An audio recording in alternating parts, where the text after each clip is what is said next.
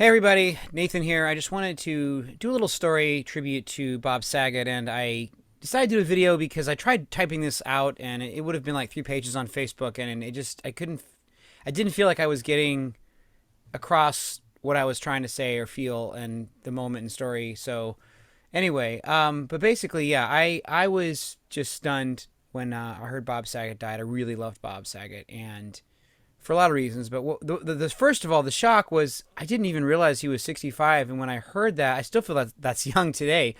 We have so many people living, celebrities far longer. But it kind of took me a while to realize that, well, wait a minute. I first started, I became familiar with Bob Saget over 30 years ago when I was a kid. So, because, back when Full House and America's Funniest Home Videos were first on, that was like the late 80s, and it took me a while to believe that, remember that.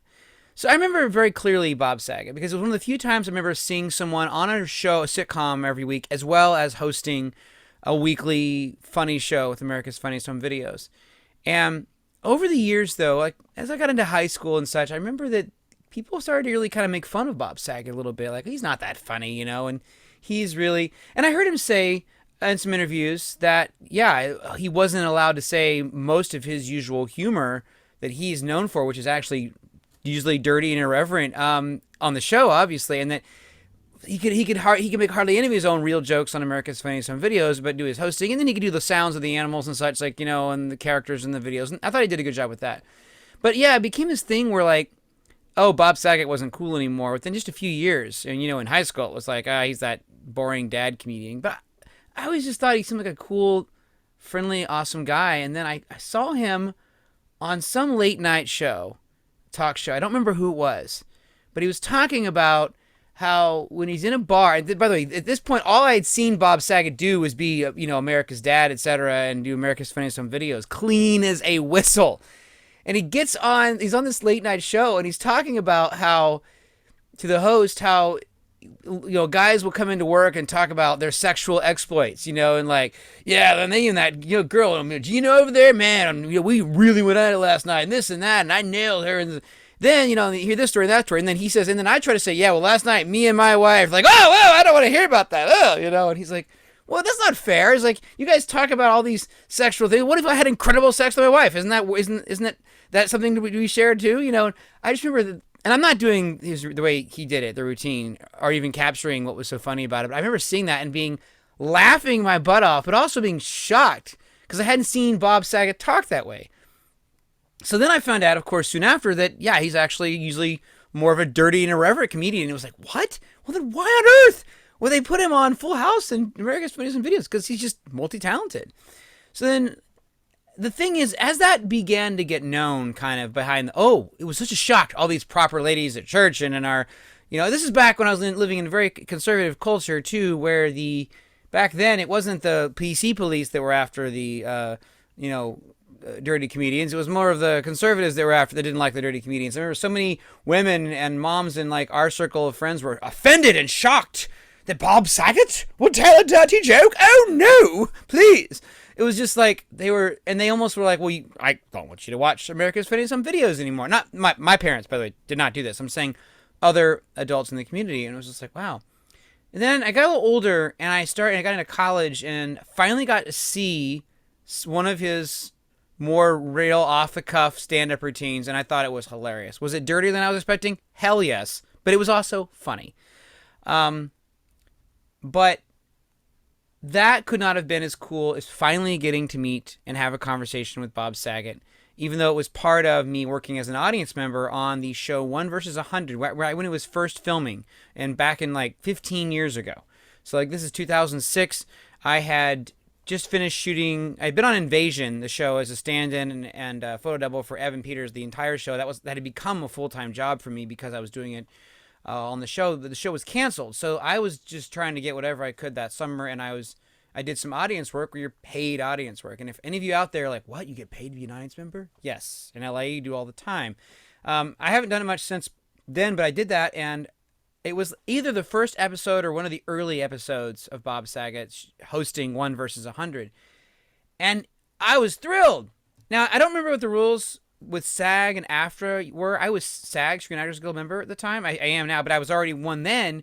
But SAG and AFTRA hadn't merged yet, so I don't remember what the rules was. But I remember they put us in the front in like a featured section, me and some other SAG people, and where Bob could come over and like talk to us in between shots and takes and stuff.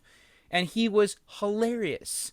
And in person, he kept, first of all, it was a long day shooting this show, where what he's mostly doing is a very functional role of trying to like, make sure he moves the contest along, but keeps the crowd from being too bored. And he was amazing. He had us laughing so hard, there were tears in my eyes at points.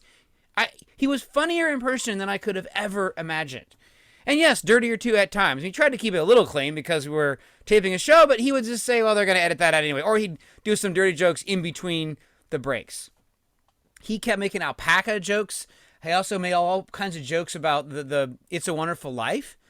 And I began to think, does he actually like It's a Wonderful Life, or is he making fun of it? He seems to have a genuine appreciation for it. So after he kept making us laugh, the end of the show, he had some moment he was just talking to people. And and so I was like, oh, I got to talk to him. So I'm right there at the stands, and I came over and I told him, Mr. Saget, it's been a pleasure today. You made us laugh. This show is going to be hilarious. He's like, well, maybe it'll be funny.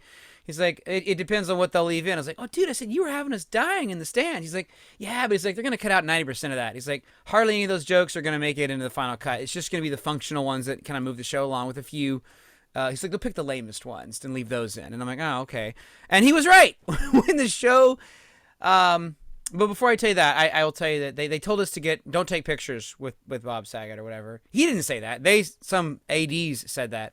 But he let people take a few pictures with him. And I took one with my crappy phone at the time, and I put it on MySpace back then. And I can't find it. I don't have access to my MySpace site, which I think is gone and been locked away for years. And I can't seem to find the picture. It's 15 years old. It was on one of my old computers that had a hard drive crash. I don't know if it's out there. But it was a special afternoon. And I got to finally talk a little bit after that. Like I asked about his alpaca joke origins, and did he really love It's a Wonderful Life, or he's just making fun of it? He said he thinks it's a wonderful film. He's like, it's one of the most amazing movies ever made. He's like, that's what's fun to joke about it is because everyone knows it. And everyone knows it's that really good of a movie. And he was just really cool. And I left that day, again thinking, okay, maybe he's being pessimistic about them cutting out jokes and such. But when I finally saw that episode of the show, which is like the first or second episode, it was fine. Good show, but yeah, most of his really funny stuff was not on it. And I just remember thinking to myself, how many people have only seen this version of Bob Saget?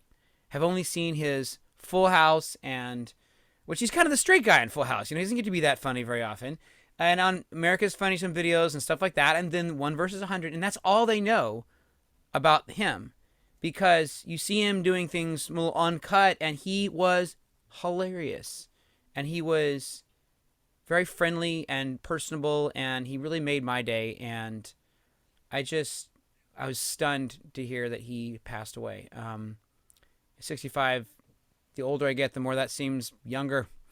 So I just am, my tribute to Bob Saget is to say, Bob, I appreciate all the comedy, and I hope to get to see you again. And you made a huge impact on my life, especially with pursuing comedy and acting and such. So anyway, that's all for me. I just wanted to say that and share that little experience. I don't know how much I rambled with it, but if you haven't seen Uncut or Adult Stand-Up seen by number by Bob Saget, check it out. If all you've seen is just his TV network stuff, go behind the scenes and see more of his stuff, because he was really, really brilliant and really funny.